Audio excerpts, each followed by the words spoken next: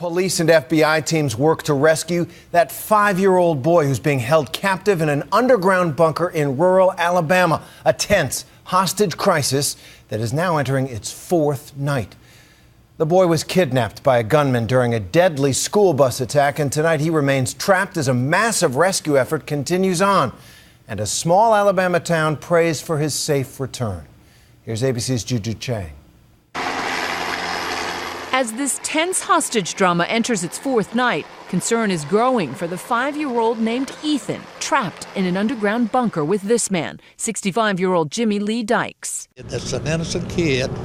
Let him go back to his parents. He's crying for his parents and his grandparents, and he does not know what's going on. Let this kid go. Today, the bright yellow bus turned crime scene was towed away. The child is on the line with us at this time, advising that the bus driver's been shot. The crisis began when Dykes boarded the bus full of kids on Tuesday. Brother and sister Tristan and Terica Singletary, who were on the bus, told ABC's Gio Benitez that Dykes threatened to kill them. My older brother's friend told us to stay down. And I look up and he's talking about threatening to kill us all or something. And then he's like, I'll kill all y'all. I'll kill y'all. I just want 2 kids. And he started pointing at my brother and his friend. He then shot and killed Charles Poland, the bus driver who tried to intervene. Just had a bus driver shot, possibly deceased. Suspect has removed the child from the bus. Police say Dykes grabbed Ethan, the kindergartner, who kids say always liked to sit in the front row, and headed to a bunker he built behind his house. He's always seemed like a weird person. I always thought that was just the way he is. A neighbor in this tiny rural Alabama town says he saw the underground shelter that the Vietnam vet had built. It's about 15 foot by 15 foot hole ship, and it's about 12 foot deep, and it's lined with those red bricks all in it. He's got steps made out of cinder blocks going down to it.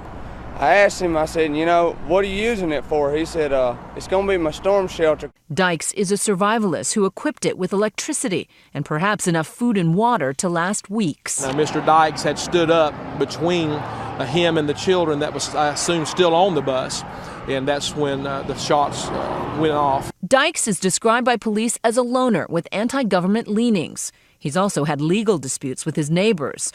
According to veteran negotiators, Dykes needs to hear one overriding message: there is a peaceful way out. Little things go a long way. Small things make big gains. So they're going to look for small ways to agree that will eventually put them on the right path to getting everybody out safely. Dykes has agreed to allow medicine for the kindergartner to be delivered through a 4-inch ventilation pipe. Ethan reportedly has Asperger's syndrome and a form of ADHD. If a child's on a daily dose of ADHD medication, what happens if he doesn't get it?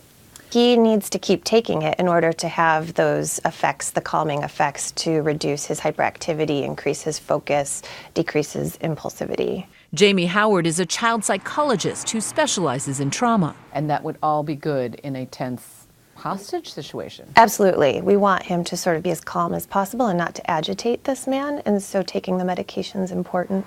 5-year-old Ethan is reportedly watching TV in the bunker, but he's also been crying for his parents, who've been meeting with authorities throughout their ordeal. If I were talking to the parents, I'd say, I know you're scared. I know you're horrified. And I know that right now you feel completely alone, and it's almost overwhelming. Every parent of a 5-year-old is thinking, this poor child. Mm-hmm. Yeah, 5-year-olds are still quite young.